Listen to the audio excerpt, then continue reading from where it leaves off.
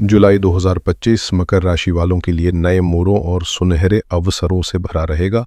खासकर 12 जुलाई तक अविवाहित लोगों के जीवन में विवाह के योग प्रबल है और दिलचस्प बात यह है कि ये शादी आपके अपने प्रयासों और खर्चों से संभव होती दिख रही है। यानी फैमिली सपोर्ट चाहे कम हो, पर आपकी इच्छा और तैयारी मजबूत नजर आ रही है। ये वैसा समय है जब कोई खुद अपने सपनों को साकार करता है, चाहे वो खुद की कमाई से शादी हो या रिश्तों को आगे बढ़ाने की पहल। 6 जुलाई से चातुर्मास की शुरुआत हो रही है, इसलिए 12 जुलाई तक सगाई जैसे कदम उठ सकते हैं, जबकि विवाह की संभावना नवंबर के बाद और भी पक्की हो जाती है, जब गुरु 18 अक्टूबर को आपके सप्तम भाव में प्रवेश करेगा।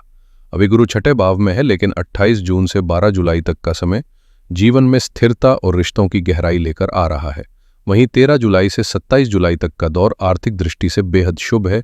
धन का आगमन होगा, परिवार एकजुट होगा और आपकी कुंडली की ताकत स्पष्ट रूप से झलकेगी, जिससे हर पहलू में आत्मविश्वास बढ़ेगा और जीवन को नई दिशा मिलेगी। 7 जून से 17 अगस्त तक का समय मकर राशि वालों के लिए एक खास यात्रा का संकेत दे रहा है।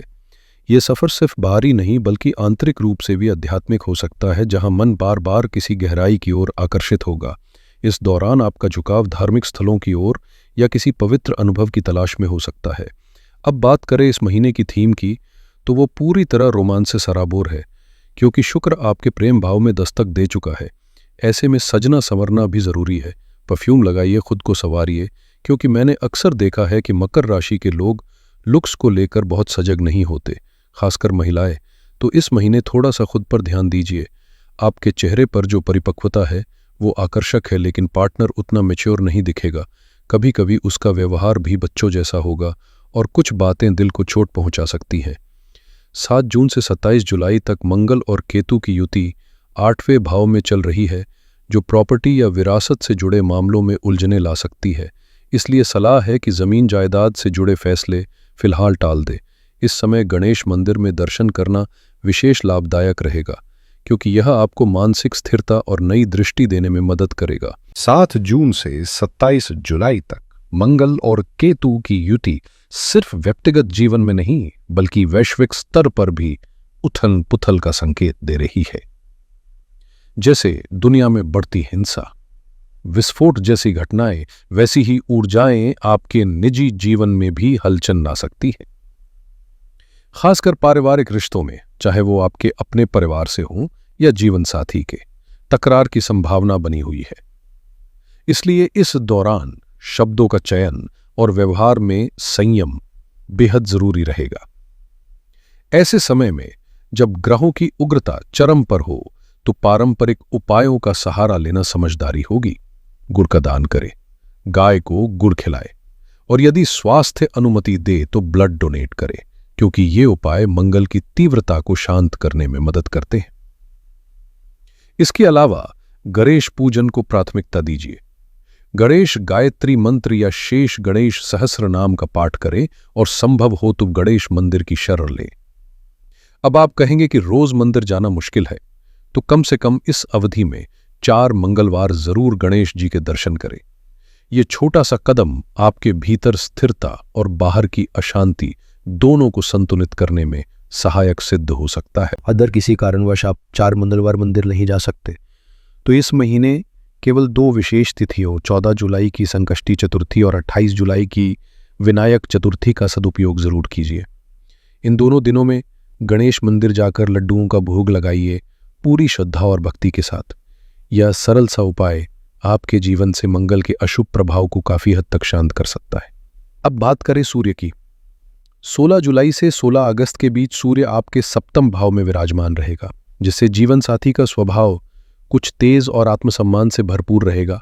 बातचीत में भी उसका रवैया थोड़ा अधिकारपूर्ण हो सकता है। इसलिए इस समय सूर्य को रोज जल अर्पित करना आपके वैवाहिक रिश्तों में संतुलन बनाए रखने में मदद करेगा। साथ ही गुरु की स्थिति भी थोड़ी चुनौतीपूर्ण है। 14 मई से 17 अक्टूबर तक गुरु छठे भाव में होने के कारण धन की तंगी महसूस हो सकती है, खासकर तब जब खर्चे किसी शुभ काम, बुजुर्गों की सेवा या बच्चों की पढ़ाई पर हों। इतना ही नहीं, 20 जुलाई से 20 सितंबर तक संतान से मतभेद की संभावना भी प्रबल है। ऐसे में 24 जुलाई की अमावस्या पर विष्णु सहस्रनाम का पाठ करें और बहते जल में एक नारियल प्रवाहित करें। यह उपाय न केवल मानसिक शांति देगा बल्कि पारिवारिक विवादों से भी रक्षा करेगा। अब यह नारियल चाहे हरा हो या सूखा, दोनों ही मान्य है। बस 24 जुलाई को उसे बहते जल में प्रवाहित करना है, और यदि आसपास ऐसा कोई जल स्रोत ना हो तो शिव मंदिर में श्रद्धापूर्वक रख देना भी उतना ही फलदायी होगा। इस दिन श्री सूक्त का पाठ जरूर करें, क्योंकि छठे भाव में गुरु की स्थिति अक्सर आर्थिक दबाव या अनचाहे खर्चों को जन्म देती है। साथ ही पैसों से जुड़ी मनमुटाव या विरोध की स्थितियां भी बनती हैं। ऐसे में श्री सूक्त और कनक धारा स्तोत्र का नियमित पाठ आपकी आर्थिक ऊर्जा को संतुलित करने का एक प्रभावशाली माध्यम हो सकता है। चाहे आप किसी भी परंपरा से हो, इन स्तोत्रों के श्लोक गूगल या यूट्यूब पर आसानी से उपलब्ध हैं, और लक्ष्मी जी की किसी भी साधारण सी पुस्तक में ये जरूर मिल जाते हैं। महज ₹1 ₹5 की किताब आपको स्थिरता और समृद्धि की राह दिखा सकती है। ये पाठ 17 अक्टूबर तक करें, खासकर उन लोगों के लिए जिनके जीवन में संतान से तनाव बढ़ रहा है, जो कि 18 मई से शुरू होकर धीरे धीरे उभरता हुआ 5 दिसंबर 2026 तक असर डालेगा। विशेष रूप से 20 जुलाई से 20 सितंबर का 2 महीनों का समय बेहद संवेदनशील है, इसलिए इन 60 दिनों में किसी भी बहस या टकराव से बचिए। मैंने पहले भी कहा था, विष्णु सहस्रनाम का जाप इस पूरे दौर में आपके लिए सुरक्षा कवच बन सकता है। और हाँ, चतुर्मास की शुरुआत हो चुकी है। इस शुभ काल में की गई साधना कई गुना अधिक फल देती है, बस नीयत सच्ची होनी चाहिए। मैंने पहले भी कहा था कि विवाह की संभावना इस समय प्रबल है, लेकिन चतुर्मास की शुरुआत 6 जुलाई से हो रही है। ऐसे में विवाह की तिथि नवंबर के बाद, विशेष रूप से 17 अक्टूबर के पश्चात ही तय करना शुभ रहेगा। इस महीने की 2 खास तिथियां 8 जुलाई और 22 जुलाई प्रदोष व्रत के रूप में अत्यंत पावन है। अगर अभी तक विवाह नहीं हुआ है तो कम से कम साल में एक बार श्रद्धापूर्वक रुद्राभिषेक जरूर करें। कोई चमत्कार सिर्फ मेरे कह देने से नहीं होगा, वो आपके विश्वास और निष्ठा से होगा। इन दोनों प्रदोष तिथियों को शिव मंदिर जाकर जल से अभिषेक करें, क्योंकि मनचाहा जीवन साथी शिव की कृपा से ही मिलता है। इस महीने में 10 जुलाई को गुरु पूर्णिमा भी है, और अगर आपको लगता है कि मेरे वीडियो से कुछ सीखने को मिलता है तो इस चैनल को ज़रूर सब्सक्राइब करें, और जो अब तक सब्सक्राइब या लाइक नहीं कर पाए हैं, कृपया थोड़ा सहयोग करें। साथ ही 10 जुलाई को गुरु पुष्य नक्षत्र भी है, एक अत्यंत शुभ योग। लेकिन फिर भी चाहे आपके पास धन हो या न हो, 7 जून से 27 जुलाई तक संपत्ति से जुड़ी कोई खरीदारी न करें। ये समय निर्णय लेने से अधिक आत्मनिरीक्षण और आस्था का है, चाहे वो अपने गुरु के दर्शन हो, शिव का जलाभिषेक हो, या स्वयं के जीवन में संतुलन स्थापित करने की साधना। अगर इस महीने प्रॉपर्टी खरीदने का विचार कर ही लिया है तो एक ज़रूरी सलाह मानिए, अपने आसपास किसी वास्तु विशेषज्ञ या ज्योतिषी को साथ लेकर ज़रूर जाइए और उन्हें पूरी जानकारी दीजिए कि आप क्या खरीदने जा रहे हैं। क्योंकि कई बार ऐसा होता है कि प्रॉपर्टी साउथ वेस्ट दिशा में खुली होती है, या ज़मीन का स्तर नीचे होता है, या फिर उसका नंबर ही आपके अनुकूल नहीं होता, जैसे 4 या 8 नंबर जो शनि से जुड़े होते हैं और हर किसी को सूट नहीं करते, खास तौर पर आपको। दरअसल आपके जीवन में 8 नंबर बार बार बाधा बनकर आता है, जबकि आपके लिए सबसे शुभ अंक 6 है, जो शुक्ल से संबंधित है। इसलिए हमेशा शुक्र को बलवान बनाए, खुद को सजग रखें और ऐसे अंकों से दूर रहें जो परेशानी दे सकते हैं। मैंने पहले भी कहा था कि अभी प्रॉपर्टी न खरीदें, लेकिन एक अपवाद है।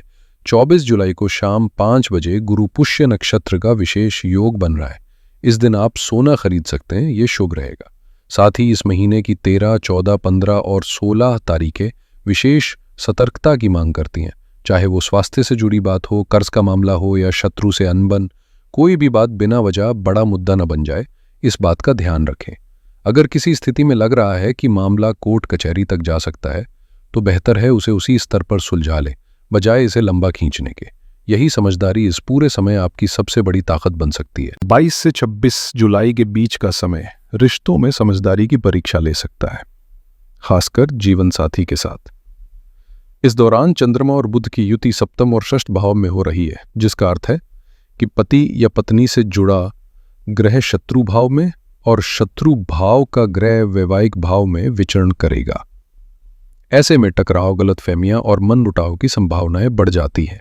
खासकर 23 और 24 तारीख को तो स्थिति और भी संवेदनशील रहेगी। अब आप जानते ही हैं कि आपका जीवन साथी थोड़ा चंचल, जिम्मेदारी से बचने वाला और कहीं ना कहीं चाइल्डिश स्वभाव का है। हर बात को मनमर्जी से लेने वाला, लेकिन साथ ही बेहद भावुक भी। तो इन 5 दिनों में अगर वो कोई गलती करता है तो उसकी भरपाई भावनाओं का सहारा लेकर करने की कोशिश करेगा। जैसे कि आपको इमोशनली मैनिपुलेट करके मामला संभालना चाहेगा। ऐसे में आपकी परिपक्वता ही रिश्ते को संतुलन में रख सकती है। बहसबाजी, कटाक्ष या प्रतिक्रिया देने के बजाय शांत रहिए, क्योंकि यही संयम इन दिनों आपके वैवाहिक जीवन को बेवजह की उलझनों से बचा सकता है। इस महीने जीवन साथी से जुड़ी ऊर्जा को संतुलित और शुभ बनाने के लिए मैंने आपको पहले ही कुछ जरूरी उपाय बताए थे, जैसे यथाशक्ति गुर का दान करना, गणेश पूजन करना, श्री सूक्त का पाठ करना और 16 जुलाई से 16 अगस्त तक नियमित रूप से सूर्य को जल अर्पित करना। अब बात करें 27 और 28 जुलाई की, तो इन तारीखों में सप्तमेश और अष्टमेश का गोचर आपके लिए आर्थिक दृष्टि से लाभकारी हो सकता है। विशेषकर जीवन साथी के माध्यम से कोई आर्थिक अवसर या सहयोग मिलने की संभावना है, तो इस समय को हल्के में न ले। वही 24 जुलाई को एक बेहद खास संयोग बन रहा है। शाम 5:45 के बाद गुरु पुष्य नक्षत्र का प्रवेश है और इस दिन गुरुवार होने के कारण ये योग और भी बलशाली बन जाता है। हालांकि यह दिन अमावस्या का भी है, लेकिन ज्योतिषीय दृष्टि से यह समय सोना या वाहन खरीदने के लिए अत्यंत शुभ माना गया है, क्योंकि पुष्य नक्षत्र के स्वामी शनि है और गुरुवार के दिन गुरु की ऊर्जा उन्हें सशक्त बनाती है। अगर आपके पास धन है और निवेश की सोच है, तो इस दिन शाम 5 बजे के बाद सोना खरीदना एक दूरदर्शी निर्णय होगा। ऐसा निवेश जिसे जल्दबाजी में बेचने की जरूरत नहीं पड़ेगी और जो लंबे समय में आपके लिए शुभ संकेत लेकर आएगा। इस महीने जिन लोगों के पास फिलहाल कोई नौकरी नहीं है, उनके लिए 1, 2, 27 और 28 तारीखें बेहद अनुकूल साबित हो सकती हैं, खासकर उन लोगों के लिए जो फैशन, सौंदर्य प्रसाधन, ब्यूटी पार्लर, डायमंड बिजनेसेस या ऑटोमोबाइल सेक्टर जैसे ग्लैमर और स्टाइल से जुड़े क्षेत्रों में करियर बनाना चाहते हैं। मकर राशि के जातकों की कुंडली में अगर ग्रहों का संयोग मजबूत हो तो उन्हें शिपिंग कंपनियों, लग्जरी ऑफिस सेटअप या सुंदर और प्रभावशाली कार्यस्थलों से भी जोड़ते देखा गया है। तो अगर आप जॉब की तलाश में हैं तो 26 से 28 जुलाई के बीच इंटरव्यू के लिए जरूर आगे बढ़ें, सफलता के योग मजबूत है। वही जो लोग व्यवसाय में हैं उनके लिए 26 से 31 जुलाई का समय करियर में गति और सकारात्मक परिणाम देने वाला हो सकता है, लेकिन सेहत के लिहाज से 13 से 16 जुलाई तक का वक्त थोड़ी सावधानी की मांग करता है। खासकर बाहर का खाना पीना, अनावश्यक बहस या किसी से टकराव से दूर रहे। इन दिनों में अपने भीतर के अहंकार को थोड़ा पीछे रखें, क्योंकि यही समय ईगो से रिश्ते खराब करने का कारण बन सकता है। और जहां तक प्रेम संबंधों की बात है तो ये महीना उनके लिए तो वाकई शानदार है। जो प्यार में है उन्हें भावनाओं की गहराई भी मिलेगी और साथ चलने का विश्वास। 7 और 21 जुलाई का समय मकर राशि वालों के लिए प्रेम के फूल खिलाने जैसा है, क्योंकि शुक्र इस दौरान आपके प्रेम भाव में सक्रिय रहेगा और जब शुक्र का असर हो तो दिल की जमीन पर कुछ न कुछ सुंदर जरूर उगता है। खासकर अगर आपकी उम्र 30, 35 या 40 के आसपास है तो यह अनुभव और भावनाओं की परिपक्वता के साथ जुड़ा एक खास दौर होगा। अगर आप किसी क्रिएटिव फील्ड से जुड़े हैं जैसे कला, लेखन, संगीत या डिज़ाइन, तो 7 और 21 जुलाई आपके लिए चमकने के मौके लेकर आएंगे। शुक्र 29 जून से 25 जुलाई तक आपके लव हाउस में रहेगा और चूंकि यह आपके लिए योग कारक ग्रह है, इसलिए इसका पूरा लाभ उठाइए। अगर दिल की बात कहना चाहते हैं तो इन्हीं तारीखों को प्रपोज कर दीजिए। जहां तक विवाह की बात है तो मैंने पहले ही कहा है कि चतुर्मास 6 जुलाई से शुरू हो चुका है, इसलिए विवाह का सही समय नवंबर के बाद ही आएगा। लेकिन 28 जून से 12 जुलाई तक शादी फिक्स होने की संभावनाएं मजबूत है।